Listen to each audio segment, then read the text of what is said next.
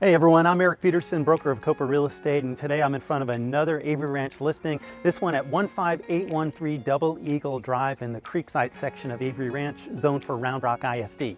This has always been one of my favorite floor plans in the neighborhood, all on one level. You've got 4 bedrooms plus an office that could be used as a 5th bedroom, formal dining room. You've also got 3 full baths plus a powder room. One of the bedrooms has its own private bathroom, so it's great for long-term visitors coming to see you. You've got high ceilings and of course all of the Avery Ranch amenities. Let's go take a look.